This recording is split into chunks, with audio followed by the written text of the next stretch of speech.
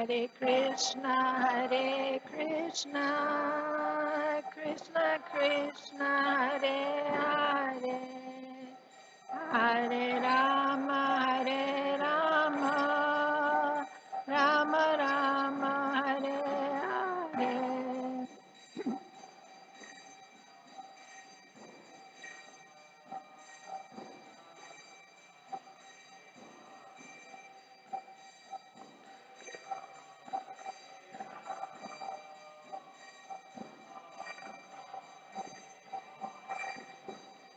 Hare Krishna, Krishna Krishna, Hare Hare, Hare Rama, Rama Rama, Hare Hare.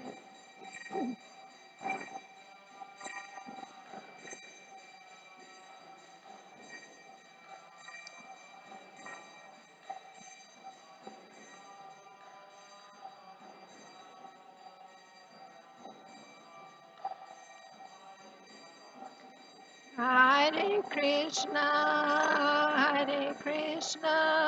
Krishna Krishna, Hare Hare, Hare Rama, Rama Rama, Hare Hare. Kishore Kishori ki jai, Jagannath Baladev Subhadra Marani ki jai, Gaunitai ki jai, Srila Prabhupada ki jai, Srimad Bhagavatam ki jai.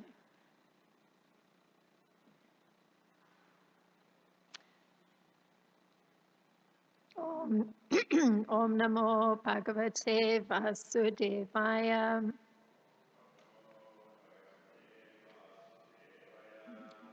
Om Namo Bhagavate Vasudevaya.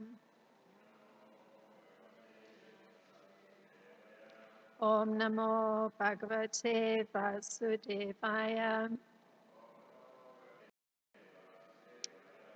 Chapter and it's text 21 for today. So we're going to chant that responsively. Tada Suchi Vanod Bhutso Tavagni Sarvato Vrajam Suptam Nishita Avritya Pradagum Apachakrame Tada Suchi Vanod Bhutso Tavagni Sarvato Vrajam Suptam Nishita Avritya Pradagdum Upachakrame Tadasuchi Vanod Bhutso Tavagni Sarvato Vrajam Suptam Nishita Avritya Pradagdum Upachakrame. Please chant. Tadasuchi Vanod Bhutso Tavagni Sarvato Vrajam Suptam Nishita Vritya Pradagdam Upachakrame Tadasuchi Vanod Bhutso Vrajam Suptam Nishita Vritya Pradagdam Upachakrame Tadasuchi Vanod Bhutso Tavagni Sarvato Vrajam Suptam Nishita Vritya Tadagdum upachakrame.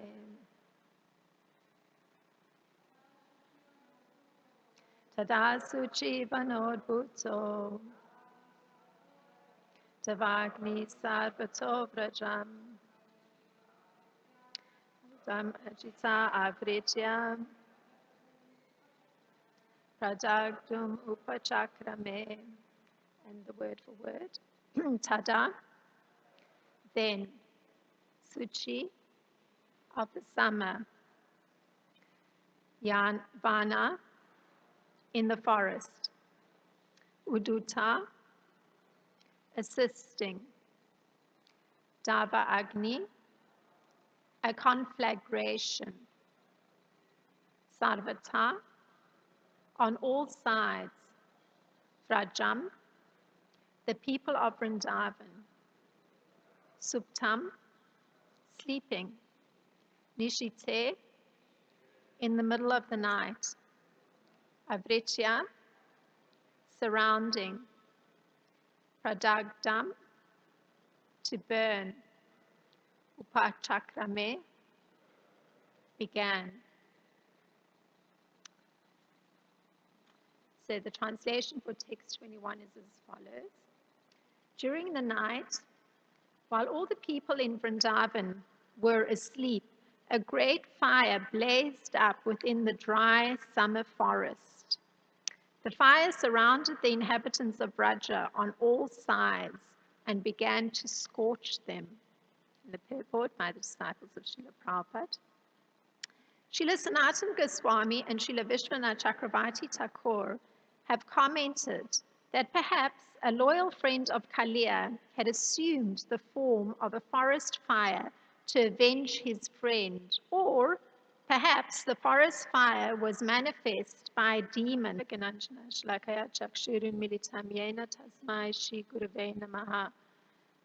Shri Chaitanya Manopistam Stapsagajatam Sahagana Ragunatam Vitam Sajivam Sadvaitam Savadutam Parijana Sahitam Krishna Chaitanya Devam Shri Radha Krishna Padan Sahagana Lalita Shri Vishaka Vitam Cham Hey Krishna Karuna Sindhu Dina Bando Jagatpate Gopesha Gopika Kanta Radha Kanta Namostite Tapta Kanchana Gorangi Radha Vrindavaneshwari Vishabhanu Sute Devi Pranamami Hari Priye Panchakalpataribhyascha Kripa Sindhuveva Cha Patitanam Pavanebhyo Vaishnebhyo Namo Namaha.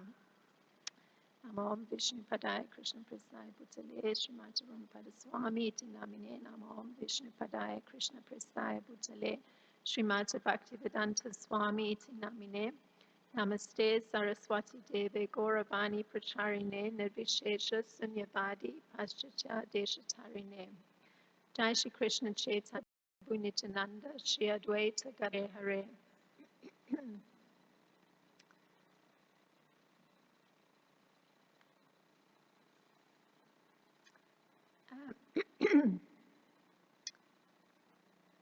Two hypotheses are emerging in the purport, and these hypotheses are looking at the cause of this fire that's suddenly blazed up in the forest, this end of summer fire. So the mention there is of Suchi, which is summer. And Srila Vishwanath Chakravarti Thakur in Sarartha Darshani, in his commentary on this particular verse, he makes these two hypotheses. One is that possibly a loyal friend of Kaliya's had assumed the form of a fire to avenge his friend. We know what is the external view of somebody observing what had transpired with Kaliya. His heads were being pounded upon by Krishna and his body was literally mangled. So that's one hypothesis. A loyal friend has actually witnessed this and he's assumed the form of a fire to avenge Kaliya, or the suffering that Kaliya had to undergo at the hand or the feet, the lotus feet of Lord Krishna. And the second hypothesis is that possibly the fire was manifest by a demon follower of Kamsa's. Now, both of these hypotheses that Srila Vishwanath Chakrabarti Thakur is proposing, they're based on the assumption that either the friend of Kaliya or the follower of Kamsa falls into a demoniac category. And this assumption has to be there because the act of surrounding the inhabitants of Raj on all sides by fire and thus scorching them is clearly, to use Krishna's words from Bhagavad Gita, in relation to persons in a demoniac category, a horrible work, as the words that Krishna uses of the work of persons of demoniac tendencies. So this phrase, horrible work, is used by Krishna to describe the activities of demoniac persons who are defined as those without having a concept of God. And those who try to enjoy the world to the utmost limit. So those are the two criteria that need to be fulfilled if one wants to belong to the category of those with the demoniac tendencies. So with this end in mind, and this is an explanation given in Bhagavad Gita 69, they always invent something to gratify their senses. So it's very, if one is thinking that the world is there for one's enjoyment and one doesn't hold the concept that there's an authority to whom one has to be subservient to some degree, then naturally one's going to feel very free to create anything one wants at one's whim. And if that concept of not being subservient to some authority is there, there's no limit to what can be invented, and the consequences are of not much concern because one doesn't actually have to be accountable to anyone. So the result of these kind of fabrications, something that's there for the enjoyment of those with some sort of demoniac tendency, wanting to enjoy to the utmost, it comes from experimentation. So, you have to experiment what gives you pleasure. So the result of anything that's fabricated with persons having this kind of mentality is that what they've invented actually causes people to become violent towards one another because the invention is coming from a source that's a violent mentality. It's not having regard for the well-being of anybody. It's selfish enjoyment. Then that particular invention or fabrication brings about something that violence extends to the way people deal with one another. And so they become more cruel to each other and they become more cruel to animals too. So anything that's living, the mood of the persons making those kind of inventions carries through to the people. So this is explained by Srila Prabhupada in that particular purport. So in this case, it isn't a nuclear weapon, which is the example that Srila Prabhupada gives in the current day. That's the thing that's invented by persons who are not having this kind of concept of God.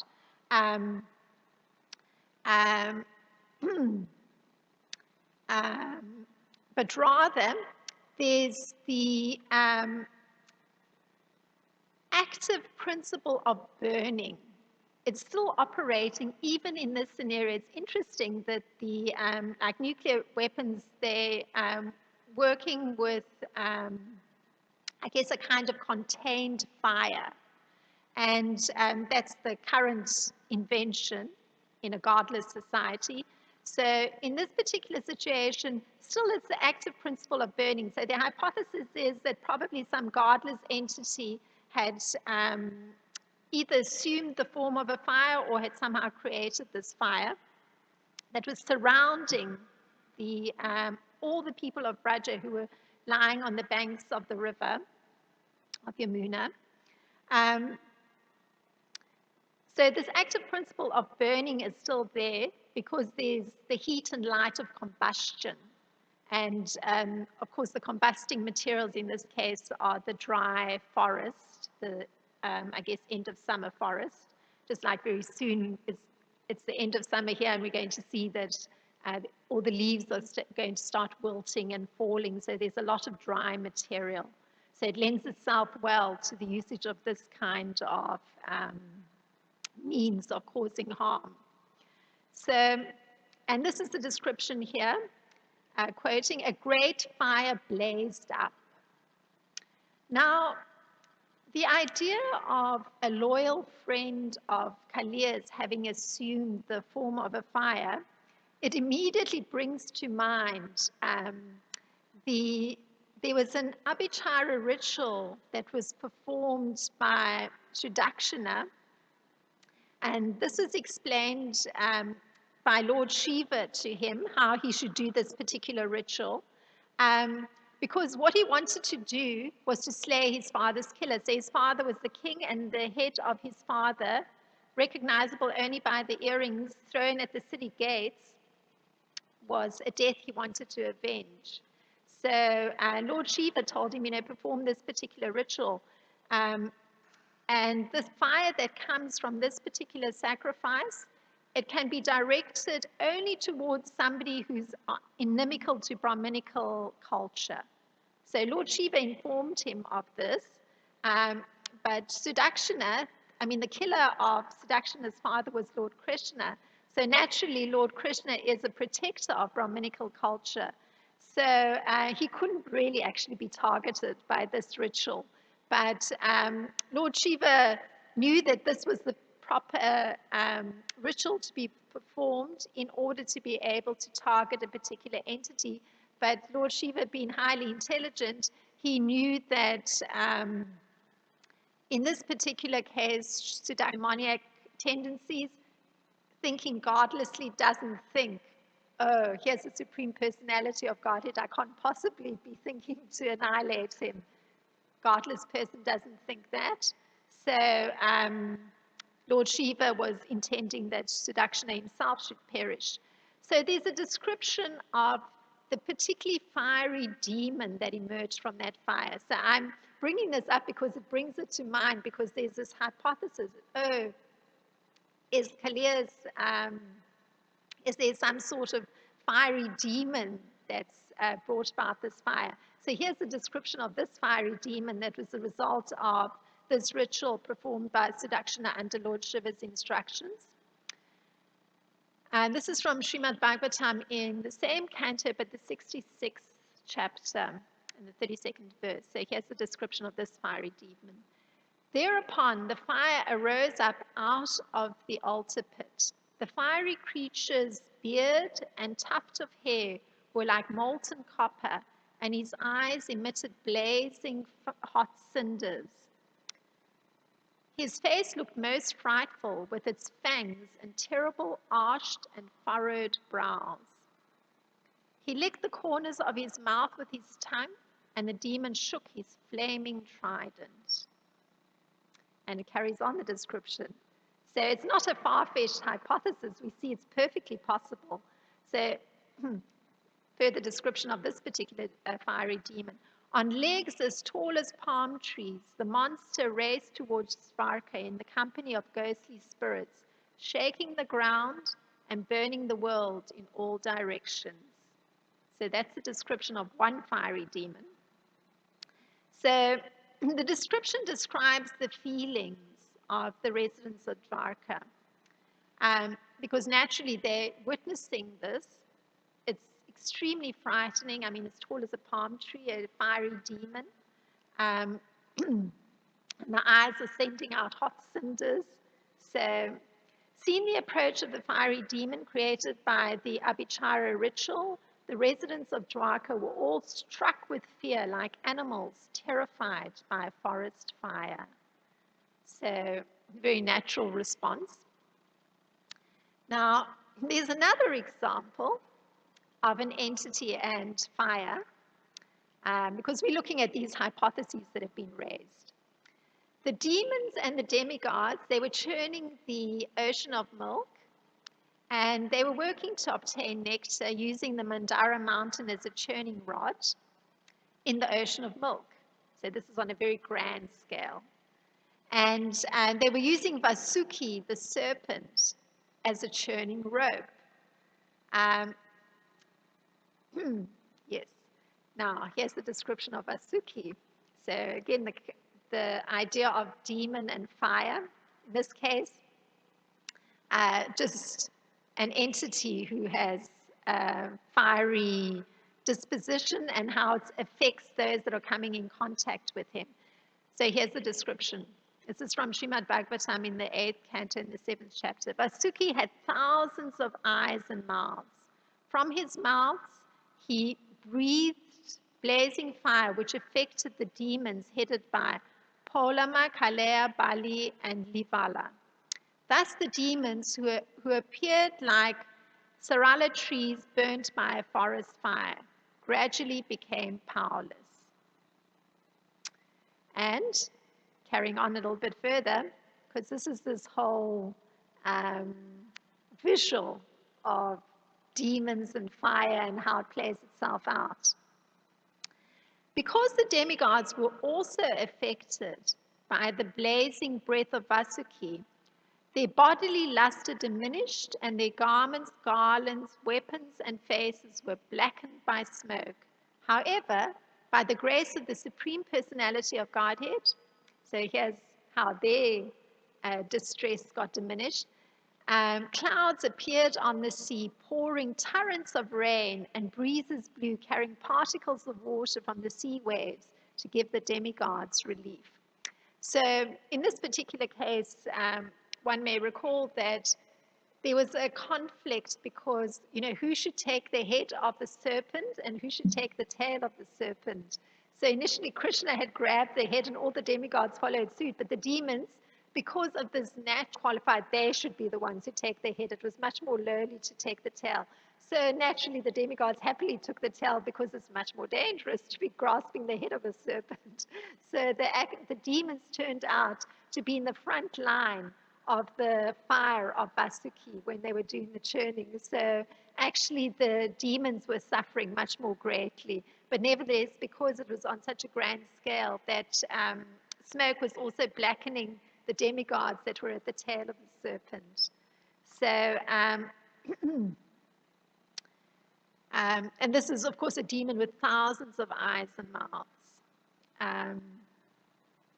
Now, looking at the second hypothesis of how it might be one of Kamsa's followers that had caused this fire. In the 9th canto, there's a simple breakdown of the genealogy of the kings in the line in which Lord Krishna appeared. So there's mention of the family of Kamsa. So this is quoting from the Srimad Bhagavatam in the 9th canto, the 24th chapter. So first mention Kamsa, Sunama, Niagrodha, Kanka, Shanku, Suhu, Rashtrapala, Drishti, and Tushiman were the sons of Ugrasena. So he's in a category of very elevated personalities. And a further description, this is his category, a whole collection of sisters that he has. Kamsa, so he had a sister called Kamsa. Kamsavati, Kanka, Surabu, and Rashtrapalika were the daughters of Ugrasena. So quite a large family, illustrious family, son of Ugrasena, but there's Kamsa. And these particular younger sisters of Kamsa they became the wives of Vasudev's younger brothers. So he's in a very illustrious lineage. He's actually got sisters, the younger sisters of, his younger sisters are married to Vasudev's younger brothers. So Kshatriya lineage. Now, we come to know that Kamsa, he had an obsession with Krishna, or the one who was going to bring about his death. So he was obsessed with that idea. And he took advice from his ministers. So we know the whole narration of he imprisons his sister and Vasudev. And he goes through the process of each child that's taken birth, he smashes the child's head against a rock. So more of that horrible work, that's the tendency of godless entities. So he goes to his ministers for advice when the seventh child actually goes up into the air, and it turns out to be Goddess Durga, who tells him, actually, the one who's going to be the cause of your death is already safe somewhere else. He's already taken birth. So he goes to his ministers. And this is the advice he receives from his ministers, because we're looking at this hypothesis that it could be one of Kamsa's followers. This is what his ministers tell him. Actually, the limbs of the transcendental body of the Lord, Vishnu, are the Brahmanas, the cows, Vedic knowledge, austerity, truthfulness, sense and mind control, charity, tolerance, and performance of sacrifice. Lord Vishnu is situated in everyone's heart and is the leader of all demigods, including Lord Shiva and Lord Brahma. Therefore, we think that to persecute the great sages and Brahmanas is to kill Lord Vishnu. So quite a devious mentality, what they're advising him, that it's going to bring about the death of Lord Vishnu if they harass and bring about the death of the sages and the Brahmanas, because those are the ones that are the closest and most dear to Lord Vishnu. So very insidious advice. And this is explained by Srila Prabhupada in Krishna book. And Srila Prabhupada writes that Kamsa decided to persecute the Brahmanas and the Vaishnavas. And he ordered the demons to harass all kinds of saintly persons. And then that particular description ends with, and then he entered his house. So for Kamsa, it was just part of normal proceedings, not a big deal. So he had given that instruction that all sages and Brahmanas needed to be persecuted. So he was following the advice of his ministers, because he was working on the assumption that if he were able to somehow bring distress and bring about the death of Lord Vishnu, his life would be saved. Of course, it's not completely logical, taking into account the fact that there's mortality involved. So at this moment in time that we're reading about here, Krishna, the way that the whole arrangement was on the bank of the Yamuna. Krishna was at the center, and the gopis that had remained awake discussing Krishna's pastimes, they cried loudly, "Oh, look, look, there's a great danger ahead." They woke up and cautiously looked in all directions. This is a description from Sri Krishna Leela Stava. From Ananda Vrindavan Shampoo, sorry. The gopis, the leaders, talked amongst themselves. So they were in the first circle immediately around Krishna. So that inner circle, there was Nanda and the elderly gopis, and next to them was Yasoda and the cowherd boys, and the young gopis safely with their mothers, and the married gopis with their mothers-in-law. And it was the husband of the loving gopis who formed the second circle. And the men in the third circle were the ones who were to protect everyone. They had the bows and arrows.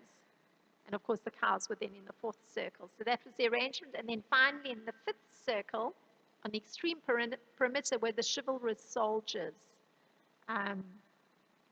And so at the moment, that inner circle, the elderly gopis, they start saying, look, look, there's a great danger ahead.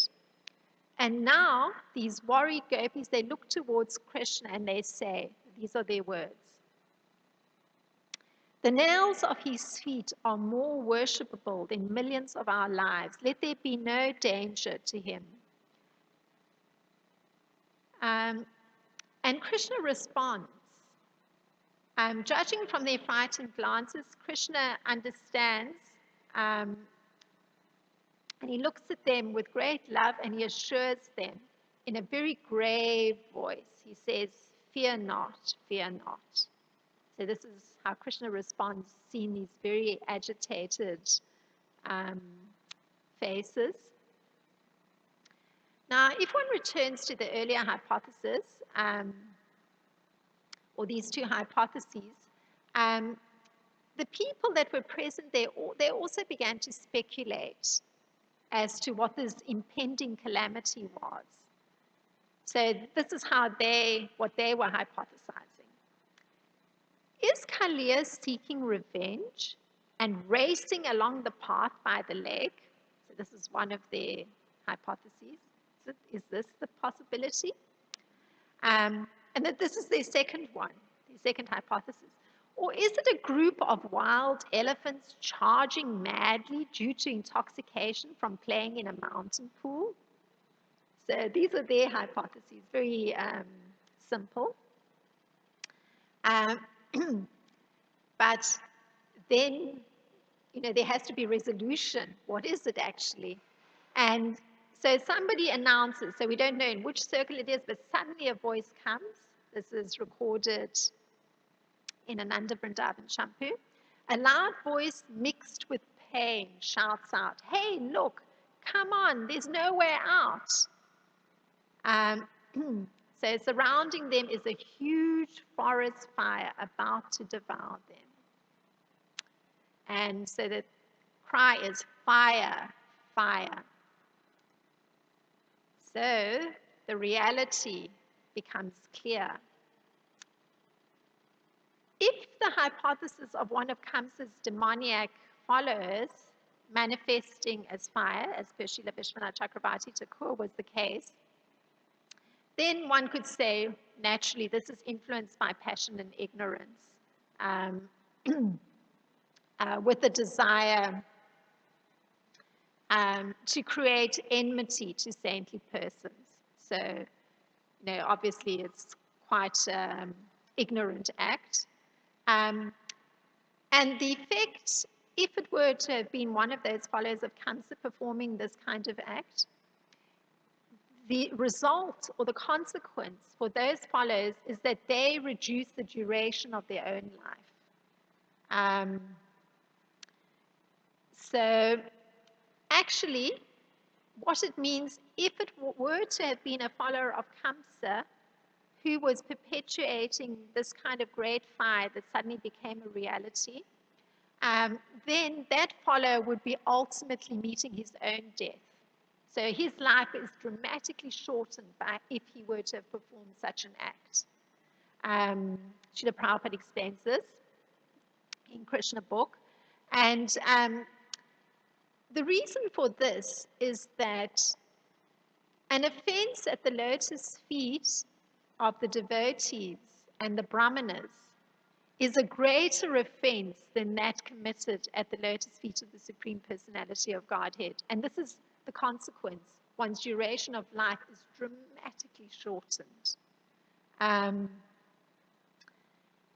So he makes a generalization, Srila Prabhupada does, and he puts it very broadly, that a civilization that commits such sinful activities generally loses all faith.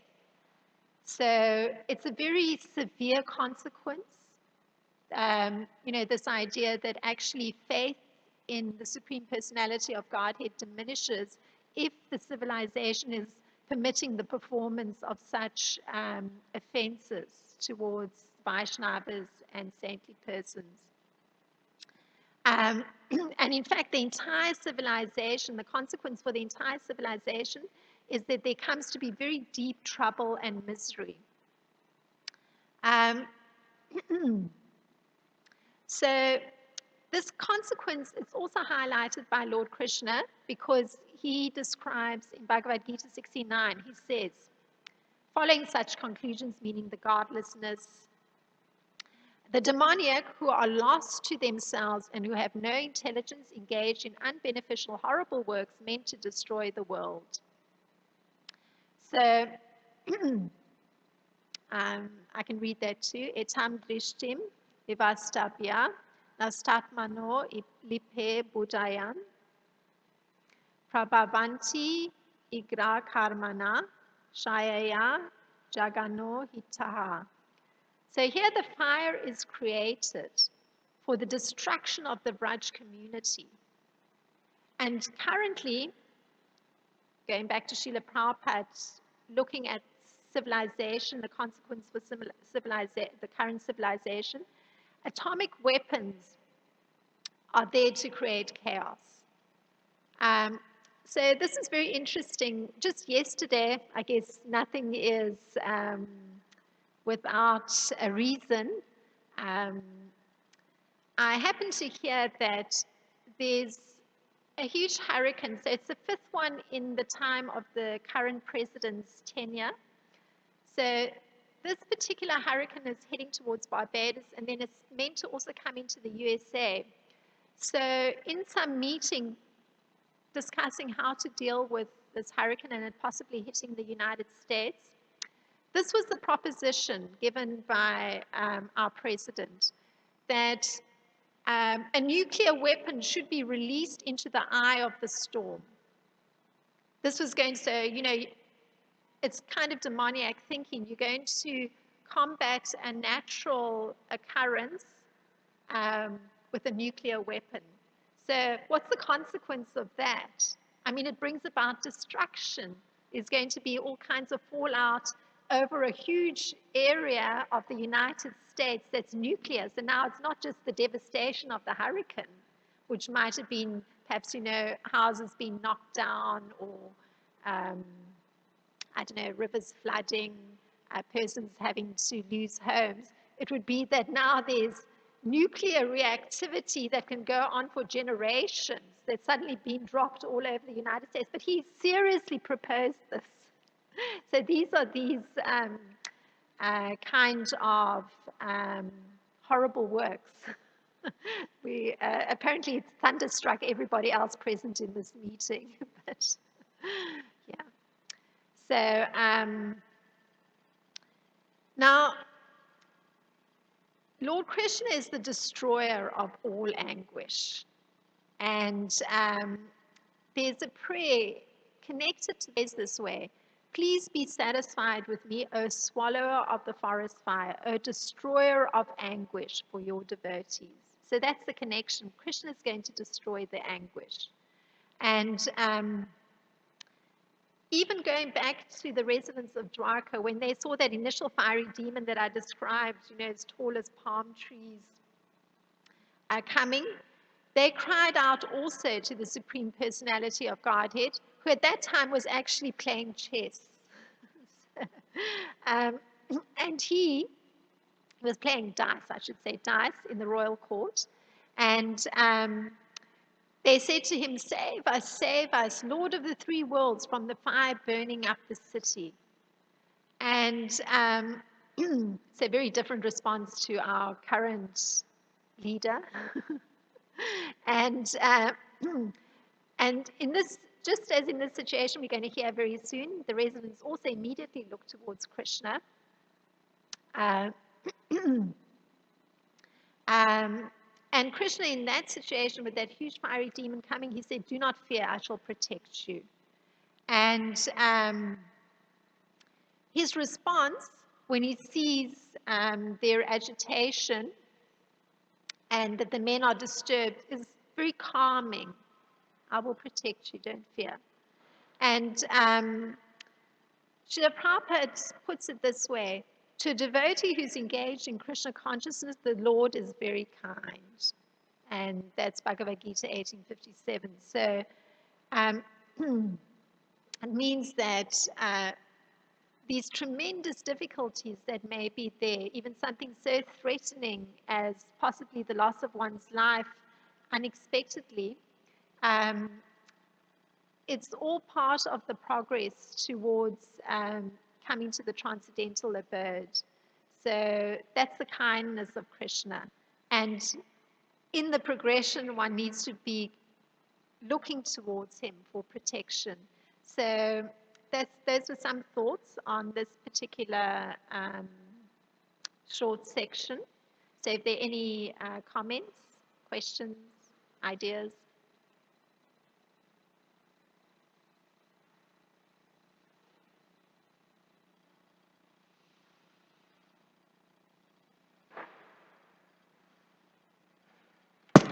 Haribol.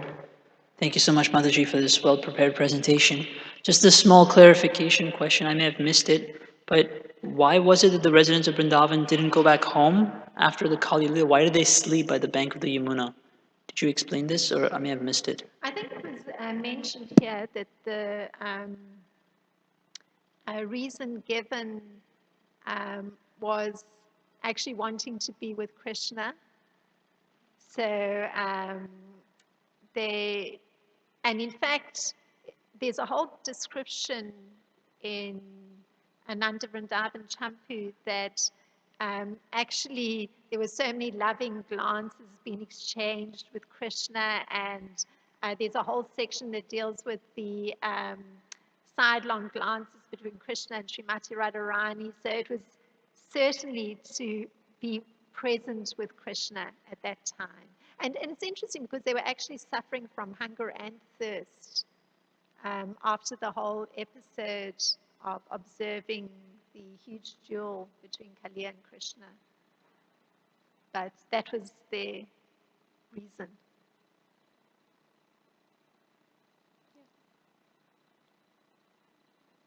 Thank you very much for your kind attention. Srila Prabhupada ki jai, Srimad Bhagavatam ki jai.